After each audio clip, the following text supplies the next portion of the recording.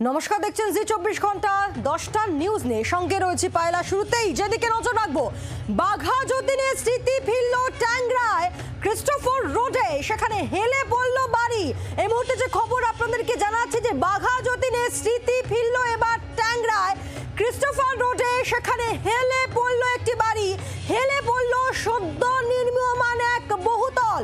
এর আগে আমরা দেখেছি যে বাঘা যতীনে সেখানে একটি বাড়ি হেলে পড়ে এবং তার রীতিমতো ভেঙে পড়ে পাশের একটি বাড়িতে, এবং এরপর এই স্মৃতি ফিরল এবার ট্যাংরায় ক্রিস্টোফার রোড, সেখানে হেলে পড়ল বাড়িতে, এবং এরপর এই স্মৃতি ফিরল এবার ট্যাংরায় ক্রিস্টোফার রোড, সেখানে হেলে পড়ল বাড়ি, হেলে পড়ল সদ্য নির্মীয়মান একটি বহুতল। বাঘা যতীনের পর আমরা দেখেছি কামারহাটি এবং এরপর ক্রিস্টোফার রোড, সেখানেও হেলে পড়ল একটি বাড়ি। এবার যে খবর আমরা পাচ্ছি যে হেলে পড়ল সদ্য নির্মীয়মান এক বহুতল। বাঘা যতীনের স্মৃতি ফিরল এবার ট্যাংরায় ক্রিস্টোফার রোডে, হেলে পড়ল একটি নির্মীয়মান বহুতল। দেখুন সেই ছবি আপনাদের সামনে রাখছি, জি 24 ঘন্টা এক্সক্লুসিভ সেই ছবি আপনাদের সামনে। আমরা এই মুহূর্তে একেবারে ঘটনাস্থল, সেখান থেকে সেখানকার আপডেট পরিস্থিতি বুঝে নেবো। আমাদের সঙ্গে সরাসরি রয়েছেন আমাদের প্রতিনিধি অয়ন ঘোষাল, রয়েছেন আমাদের সঙ্গে। অয়নের কাছে যাব, তবে তার আগে যে ছবি আপনাদের সামনে রাখছি যে বাঘা যতীনের স্মৃতি ফিরল এবার ট্যাংরায়, ট্যাংরায় নির্মীয়মান এক বহুতল সেটি হেলে পড়েছে। এক্ষেত্রে ঠিক কি জানা যাচ্ছে? অয়ন ঘোষাল রয়েছেন আমাদের সঙ্গে সরাসরি প্রতিনিধি। অয়ন, বাঘা যতীনের পর সেই একই স্মৃতি আবারও এবার ট্যাংরায়, এই যে নির্মীয়মান বহুতল যেটি হেলে পড়েছে আমরা দেখতে পাচ্ছি, কি জানা যাচ্ছে কবে এই বহুতলটি তৈরি হয়? এবং এই বহুতলে যেহেতু নির্মীয়মান বহুতল, নিশ্চয়ই পুরো খালি বহুতলটি।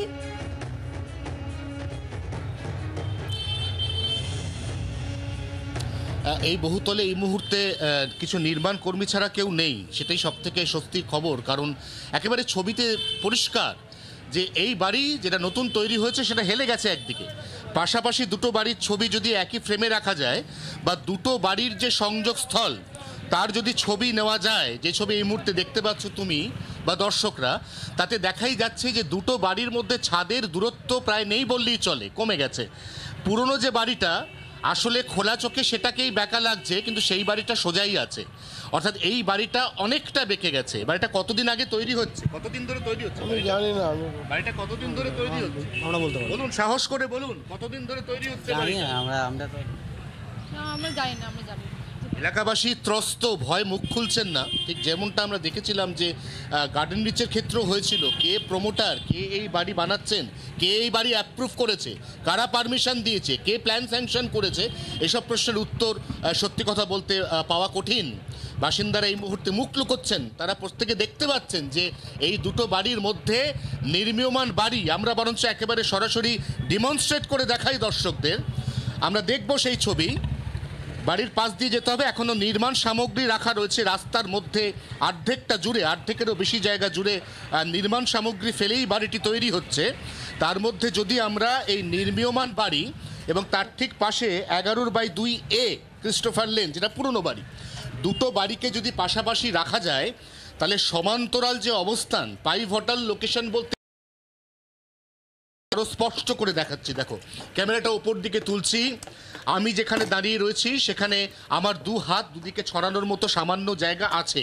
আমি দু হাত ছড়াচ্ছি, সামান্য জায়গা আছে। যত ওপরের দিকে উঠছি সেই জায়গাটা কমতে কমতে এই বাড়ির ছাদ, অর্থাৎ এটা বাঁদিকের বাড়িটাও হচ্ছে G+4, ডান দিকের বাড়িটাও হচ্ছে G+4। এই দুটো বাড়ি কার্যত ছাদে মাথায় মাথায় মিশে গেছে। ছবিটা আরও একটু স্পষ্ট করে বোঝানোর জন্য বাড়ির ঠিক পেছনে একটা বড় খেলার মাঠ রয়েছে, আমি সেখান থেকেও ছবিটা দেখাচ্ছি। ক্যামেরা বন্ধু অরিন্দম, ছবি দেখাতে দেখাতেই এই বাড়ির আমরা পেছনের অংশে চলে এসেছি, এবং আমরা যেমনটা দেখতেও পাচ্ছি নির্মীয়মান বাড়ি, সেখানে কিছু নির্মাণ কর্মী আছেন, তাদের জামাকাপড় মেলা রয়েছে, আমরা বুঝতে পারছি তারা প্রত্যেকেই ফার্স্ট ফ্লোরে রয়েছেন।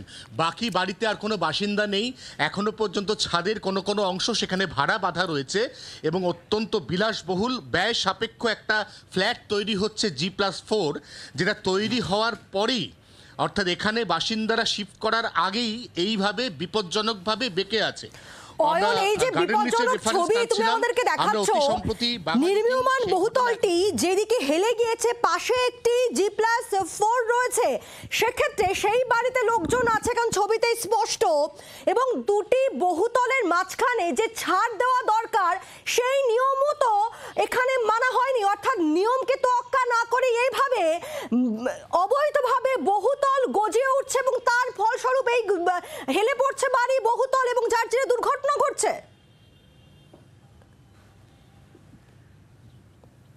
না, পুরনো কলকাতার ক্ষেত্রে এই ট্যাংরা অঞ্চলে তুমি যে নিয়মের কথা বলছো সেই নিয়ম কোথাও মানা হয় না। আমরা আশেপাশে যতগুলো বাড়ি দেখছি, বাড়ির মধ্যেকার পারস্পরিক দূরত্ব বা গ্যাপ সেটা প্রায় নেই বললেই চলে, কিন্তু এখানে প্রশ্ন সম্পূর্ণ আলাদা। পৌরসভার অনেক আইন এখানে ভঙ্গ হয়েছে। প্রথম আইন তুমি যেমনটা বলছিলে যে দুটো বাড়ির মধ্যে ন্যূনতম যে গ্যাপ রাখা দরকার সেই গ্যাপ এখানে নেই, এক। দুই হচ্ছে এখানে রাস্তার মধ্যে কার্যত অর্ধেকটা রাস্তা বন্ধ করে কিভাবে নির্মাণ সামগ্রী ফেলে রাখা হয়েছে সেটাও কিন্তু কোথাও না কোথাও আইন লঙ্ঘন হচ্ছে, দুই। কিন্তু তার থেকেও যেটা সমস্ত প্রশ্ন ছাপিয়ে সবথেকে গুরুত্বপূর্ণ যে প্রশ্ন সেটা হচ্ছে এই যে G+4 অ্যাপ্রুভ কারা করেছে, প্ল্যান স্যাংশন কারা করেছে, এবং তার থেকেও বড় কথা সয়েল টেস্ট প্রপারলি হয়েছে কিনা। যে কোনো উঁচু বাড়ি G+4 G+5 এগুলো তৈরির ক্ষেত্রে মাটির গভীরতা এবং মাটি কতটা শক্তি ধারণ করে, কতটা লোড সে নিতে পারে, এগুলো আগাম পরীক্ষা করতে হয়। এখানে সেই সমস্ত পরীক্ষার বালাই কি আছে? কারণ স্থানীয় বাসিন্দা তারা দেখতে পাচ্ছেন বাড়িটা হেলে আছে, তাদের সামনে যেই মুহূর্তে ক্যামেরা ঘোরানো হচ্ছে তারা মুখ লুকিয়ে পালাচ্ছেন। এখানেই তো দুয়ে দুয়ে চার করে নেওয়া যায়। এখানেই তো বোঝা যায় যে যে বিল্ডিংটা এখানে হেলে পড়েছে, যে বিল্ডিংটা কার্যত একটু একটু করে পাশের বাড়ির একেবারে কার্নিশে কার্নিশে ম্যাচ করে যাচ্ছে, ছাদের অংশে ছাদে ছাদে ম্যাচ করে গেছে, সেই বাড়িটা কিভাবে এখানে তৈরি হলো, কে এই বাড়িটার অ্যাপ্রুভাল দিল, এখানে কোনো কমপ্লিশন সার্টিফিকেট, কোনো ক্লিয়ারেন্স সার্টিফিকেট এগুলো আছে কিনা সেই প্রশ্নের উত্তর এখনো পর্যন্ত সম্পূর্ণ অধরা। কিন্তু এই মুহূর্তে ক্যামেরার সামনে বা চোখের সামনে একটা বড় বিপদ, যে বিপদ হেলে পড়া এই বাড়ি, নির্মীয়মান বাড়ি 11/2 ক্রিস্টোফার রোড, কলকাতা পৌরসভা 58 নম্বর ওয়ার্ড, ট্যাংরা এলাকায়। অয়ন, অর্থাৎ খাতায় কলমে নিয়ম আছে, কিন্তু সেই নিয়মের বাস্তবায়ন আমরা দেখতে পাচ্ছি না। সে বাঘাযতীন হোক কিংবা অন্যান্য সময় আমরা দেখেছি, গার্ডেন রিচেও দেখেছি, এবার এই ক্রিস্টোফার রোডে যেখানে একেবারে হেলে পড়েছে এবং দুটি বহুতলের মাঝখানে এক ফোঁটাও যে ছাড় দেওয়া উচিত সেটি নেই। সেক্ষেত্রে যে নিয়মগুলো আছে, নিয়মকে বুড়ো আঙ্গুল দেখানো হচ্ছে। দেখতে পাচ্ছি যে একটা অদৃশ্য ভয় কাজ করছে স্থানীয় বাসিন্দাদের মধ্যে, তাই একেবারে ক্যামেরার সামনে মুখে কুলুপ স্থানীয় বাসিন্দাদের। অয়ন,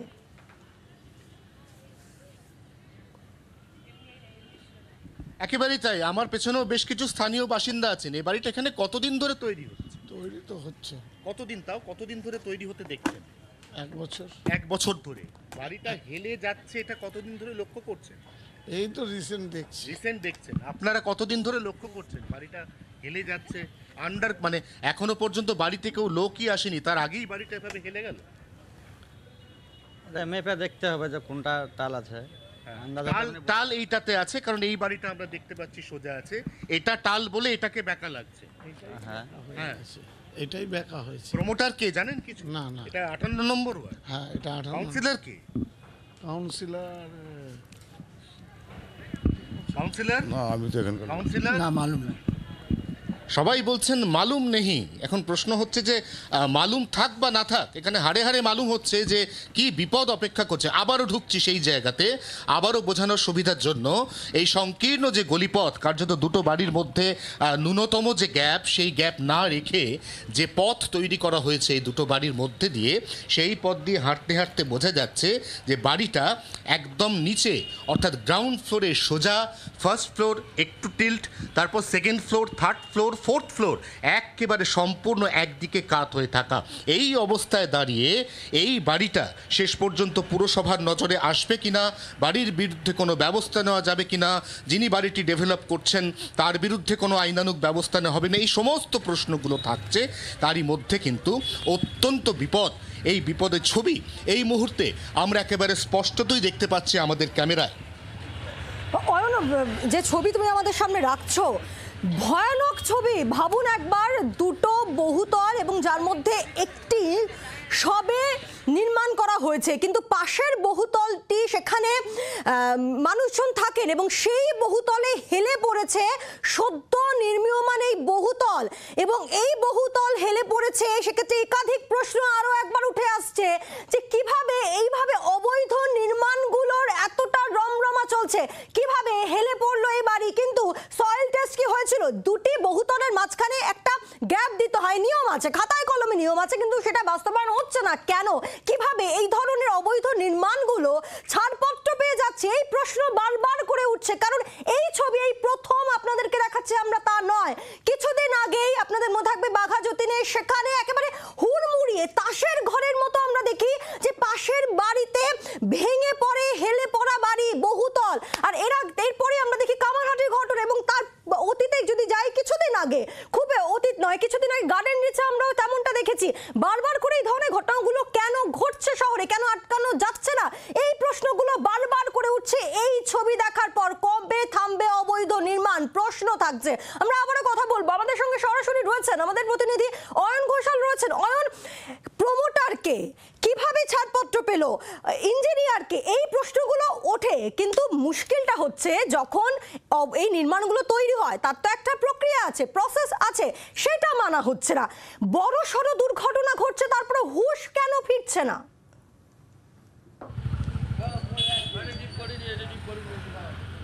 অবশ্যই তো 1 বছর ধরে বাড়িটি তৈরি হচ্ছে, এবং স্থানীয় বাসিন্দারা একটু আগে জি24 ঘন্টাকে জানাচ্ছেন বাড়ি তৈরি হওয়ার সময় তারা বোঝেননি, তারা অতি সম্প্রতি লক্ষ্য করেছেন যে এই বাড়িটি টিল্ট হচ্ছে, এবং টিল্ট যে হচ্ছে হতে হতে একটা এমন পর্যায়ে গেছে যেখানে টিল্টিংটা অত্যন্ত বিপজ্জনক। কিছু কিছু বাড়ি টিল্ট হয়, কিন্তু সেই টিল্ট হওয়া বাড়ি আমরা জানি কলকাতায় জওহরলাল নেহরু রোড, এলগিন রোডের কাছাকাছি দুটি বাড়ি বিগত প্রায় 75-80 বছর ধরে পরস্পরের দিকে সামান্য টিল্ট, কিন্তু কনস্ট্রাকশনগত ব্যাপারে ইঞ্জিনিয়াররা এসে বাড়িগুলিকে ওকে করে গেছেন। যাদবপুর বিশ্ববিদ্যালয়ের বিশেষজ্ঞরা বলে গেছেন যে নতুন করে আর কোনো বাড়ির কারুর দিকে পরস্পরের দিকে টিল্ট হওয়ার বা বেঁকে যাওয়ার কোনো সম্ভাবনা নেই, অতএব সেটা সেফ। কিন্তু এই ক্ষেত্রে যেহেতু নির্মীয়মান বাড়ি, অতএব এখনো পর্যন্ত বাড়ি তৈরি হয়নি, বাড়িতে কোনো বাসিন্দা পা রাখেননি, বাড়ির অনেক অংশের কাজ, বিশেষ করে ইন্টেরিয়ারের কাজ, সেটা এখনো পর্যন্ত সম্পূর্ণ হয়নি। এই অবস্থায় যখন এই বাড়িটি বেঁকে আছে, তখন সেই বেঁকে থাকা বাড়ি যারা কিনেছেন, এখানে যারা ফ্ল্যাট বুক করেছেন, বোঝাই যাচ্ছে এরকম একটা আলিশান চকচকে ঝকঝকে ফ্ল্যাট, যথেষ্ট বেশি দাম, সেই দামে যারা ফ্ল্যাট বুক করলেন তারা এই বাড়িতে পজিশন নেওয়ার আগে আদৌ কি এই বাড়ির কমপ্লিশন সার্টিফিকেট পাবে? কারণ কলকাতা পুরসভা স্থানীয় পুরপিতা সন্দীপ দাস, আমরা এখনো পর্যন্ত যোগাযোগ করতে পারিনি তার সঙ্গে, আমরা পরবর্তীকালে অবশ্যই জানার চেষ্টা করব যে এরকম একটা হেলে থাকা বাড়ি, এই বাড়ি আদৌ কমপ্লিশন সার্টিফিকেট বা সিসি যেটা না পেলে বাড়ি হস্তান্তর, বাড়ি কেনা বেচা এগুলো করা যায় না আইনত। সেই বিষয়টি নিয়ে তিনি কি ভাবছেন আমরা অবশ্যই তার সঙ্গে কথা বলে জানার চেষ্টা করব। অত্যন্ত গুরুত্বপূর্ণ অয়ন, কারণ যে ছবি তুমি দেখাচ্ছ ভয়ানক ছবি, এই যে পাশের বাড়ি বা পাশের বহুতলে এই নির্মীয়মান বহুতলটি হেলে পড়েছে, সেই পাশের বাড়ির বহুতলের তাদের মধ্যে এখন কি আতঙ্ক কাজ করছে তা আমরা বুঝতে পারছি। কারণ বারবার করে বাঘা যতীনের কথা উঠছে, সেখানকার স্থানীয় বাসিন্দারা যেমনটা জানাচ্ছিলেন যে তারা প্রাণ ভয়ে তারা এখন কোথায় যাবেন বুঝতে পারছে না, নিজেদের জিনিসপত্র কোথায় নিয়ে যাবেন বুঝতে পারছে না। এই ধরনের ছবিগুলো বারবার করে শহর কলকাতায় ছবি উঠে আসছে, কেন কেন আটকানো যাচ্ছে না? বিরোধীরা তারা বারবার করে বলছেন যে একটা বড় টাকার খেলা, সেসব অবশ্যই তর্ক বিতর্কের, কিন্তু পারমিশনটা কিভাবে পেয়ে যাচ্ছে সেটাই তো একটা বড় প্রশ্ন উঠছে বারবার করে।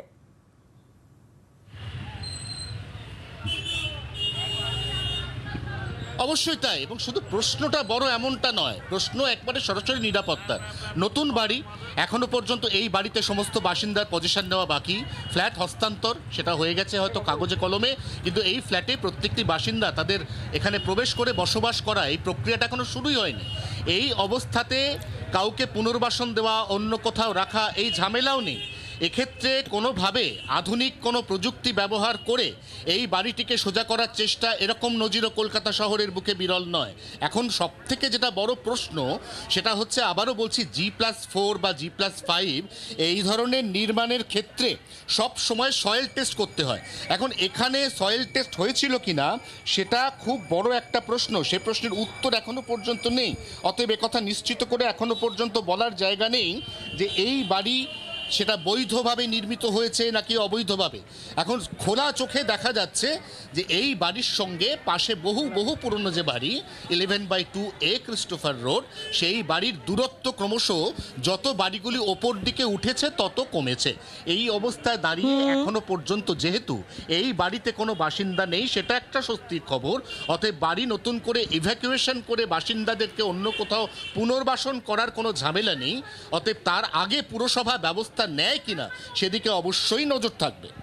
অনেক নজর রাখো, ধন্যবাদ। অর্থাৎ গার্ডেন রিচের পর বাঘাযতীনের পর কামারহাটি, আর এরপর ট্যাংরায় দেখুন হেলে পড়েছে একেবারে সদ্য নির্মীয়মান বহুতল। সেক্ষেত্রে আবারও সেই প্রশ্ন যে কিভাবে কোনো রকম নিয়ম তোয়াক্কা না করেই গজিয়ে উঠছে শহরের বুকে এই ধরনের নির্মাণ। কেন পুরসভা আগে থেকে ব্যবস্থা নিচ্ছে না, এই প্রশ্ন উঠছে। যদিও এই ক্রিস্টোফার রোডের ক্ষেত্রে স্থানীয় বাসিন্দারা তারা একেবারে মুখে কুলু পেটেছেন, তারা বলছেন তারা কিছুই জানেন না। তাহলে কি কোনো অদৃশ্য ভয় কাজ করছে, এই প্রশ্নও থাকছে। বাংলার আওয়াজ, বাঙালির আবেগ, জি 24 ঘন্টা।